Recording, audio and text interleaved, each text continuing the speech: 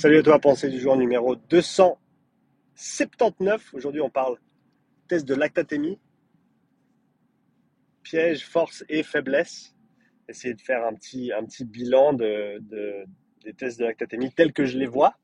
Et, euh, et voilà, un petit peu expliquer ma pensée là-dessus.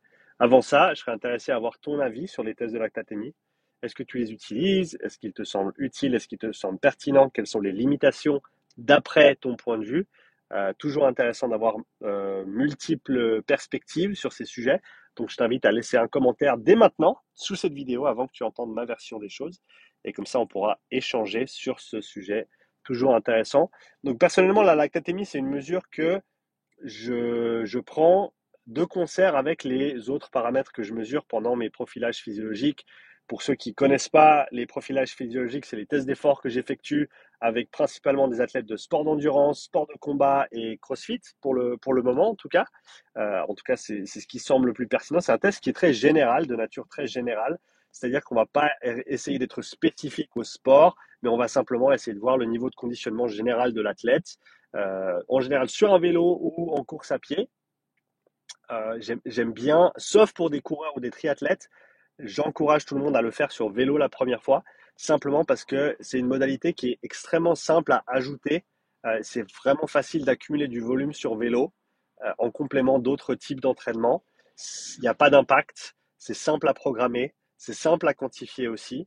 Et donc, c'est la raison pour laquelle j'utilise principalement le vélo pour commencer. Et donc, durant ce profilage physiologique, on va prendre des mesures de plein de systèmes physiologiques différents pendant ce test d'effort qui dure une cinquantaine de minutes à peu près.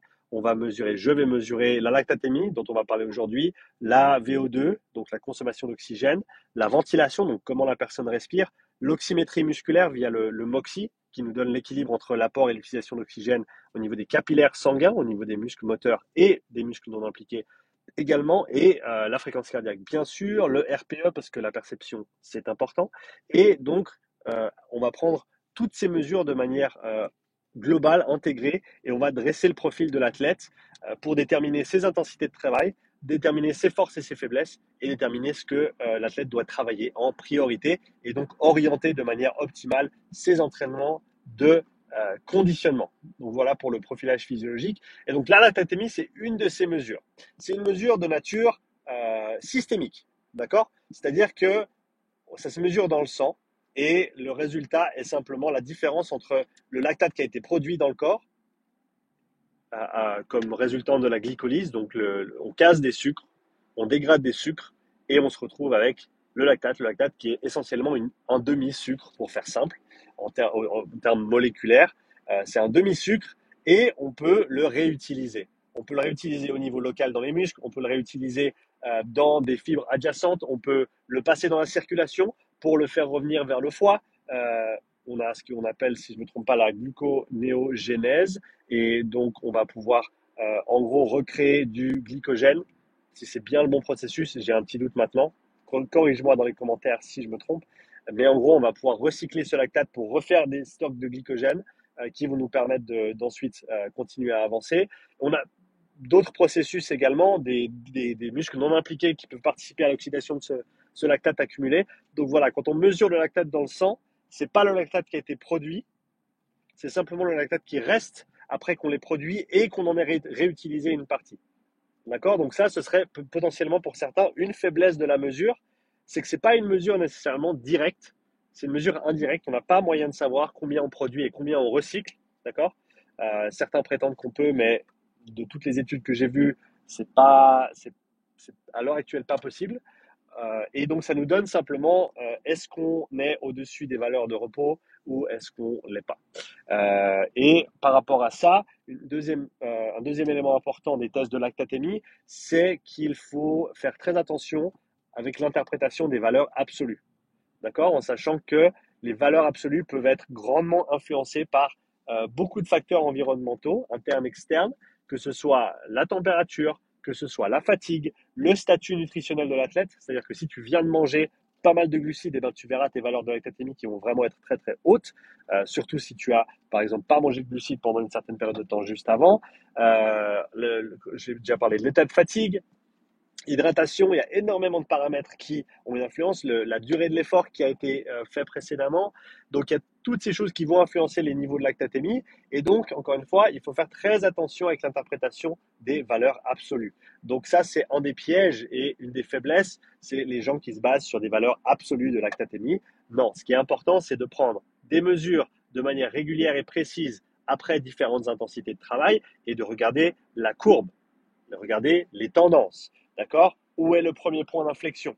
Où est-ce qu'on a ce départ des valeurs de base vers le haut, qu'on va ensuite interpréter comme étant notre premier seuil du lactate, qui va nous permettre de définir le haut de la zone 2. Si tu ne sais pas ce que c'est la zone 2, va voir mes moultes vidéos sur la question, sur la chaîne.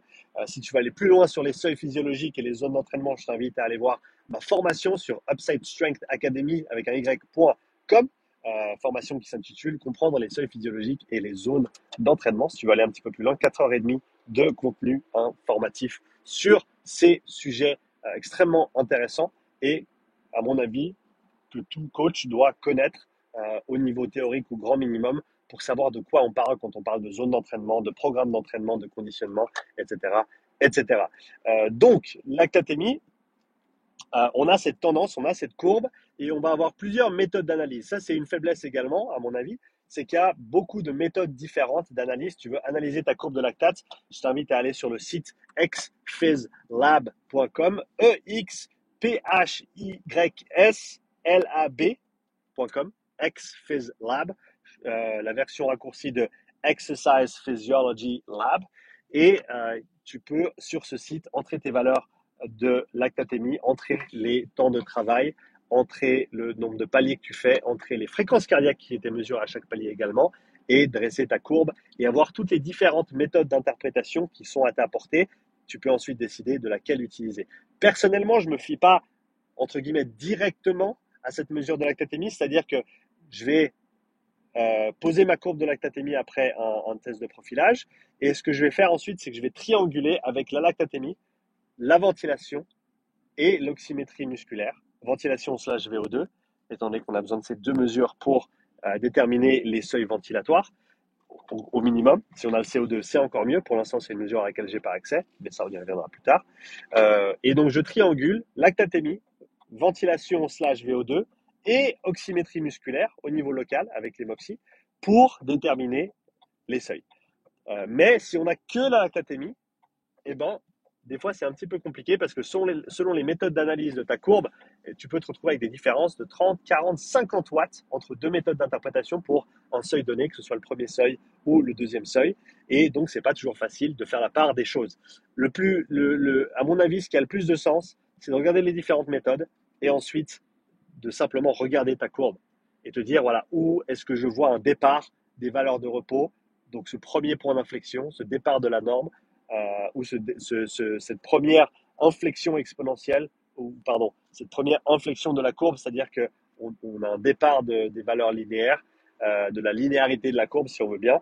Personnellement, j'aime bien baseline plus 0,5 comme méthode d'analyse pour le premier seuil. En général, c'est assez concordant avec l'oxymétrie musculaire. Encore une fois, l'oxymétrie musculaire, on voit les tendances d'apport et d'utilisation d'oxygène. Et donc, ça me permet de définir un peu plus précisément ce premier seuil en disant, bah voilà, si j'ai en doute parce que le log-log, qui est une autre méthode d'analyse sur les valeurs de lactatémie, si le log-log et le baseline plus 0,5, ils ont une grande différence entre les deux, eh ben, je vais pouvoir utiliser mon oxymétrie pour préciser où est-ce que je vais placer ce premier seuil.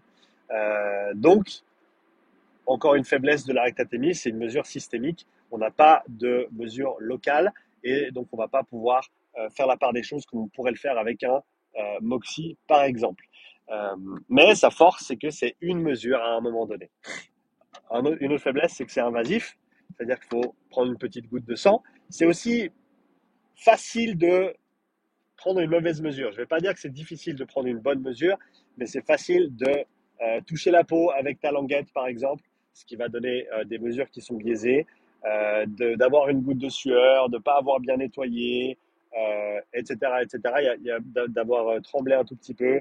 Donc, c'est pas super facile, c'est pas super difficile non plus, mais c'est facile de le faire mal. Donc ça, ce serait une des faiblesses également. Euh, mais j'aime cette mesure parce que ça donne vraiment cet aperçu systémique. Si j'ai un doute, je refais une mesure tout de suite, vu que j'ai mes minutes de repos pendant le test d'effort, le profilage physiologique. J'ai le temps de prendre deux, voire trois mesures si j'en ai besoin. En général, deux sont suffisantes pour valider. Mais voilà, si je vois des mesures qui sont aberrantes, eh ben, je reprends une mesure tout de suite derrière et en général, ça va se corriger.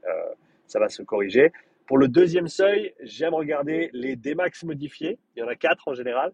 Et à l'heure actuelle, je prends la moyenne des quatre et je regarde également la puissance critique calculée de l'athlète et le seuil ventilatoire 2 si on en voit un apparaître et le seuil d'oxymétrie 2 si on veut bien, le point d'inflexion de l'oxymétrie musculaire numéro 2. Donc, encore une fois, je conglomère, si c'est le bon terme. Je suis pas sûr que ce soit le bon terme. Corrige-moi, je sais qu'il y en a toujours qui sont bons avec le français, beaucoup mieux que moi. Donc, n'hésite pas à me laisser un commentaire. Est-ce que conglomérer, c'est conglomération? Ça me semble pertinent, mais je suis pas sûr si c'est le bon mot. Donc, n'hésite pas à me corriger dans les commentaires, comme tu le fais si bien. Quoi qu'il arrive, je triangule entre ces différentes mesures à nouveau pour déterminer ce deuxième seuil. Et j'aime bien voir aussi la mesure maximale du lactate pendant ce test d'effort parce que ça me donne un petit peu une idée du profil de l'athlète. En général, ben, ça va de pair avec le W'. Un athlète qui a un gros W', si tu ne connais pas le W', je t'invite à aller voir mes vidéos sur le sujet de la puissance critique. Euh, les athlètes qui ont un gros W' vont en général avoir des valeurs de lactatémie maximale qui sont hautes par rapport à d'autres athlètes. D'accord? Et donc ça aussi, ça nous informe sur le profil de l'athlète. Et si on a des valeurs de lactatémie en fin de test qui sont très très basses, de manière relative bien sûr, par rapport au type d'athlète, poids, sexe, etc., eh ben, peut-être ça peut nous aider à orienter les entraînements sur certains paramètres physiologiques que l'on souhaiterait travailler. Donc, voilà, je crois que j'ai fait un petit peu le tour des tests de lactatémie. En tout cas, la lactatémie dans le cadre des profilages physiologiques que j'effectue, on peut utiliser la lactatémie en dehors de ce cadre-là, bien sûr, mais je pense que, en tout cas, à mon avis, c'est une mesure qui est très intéressante.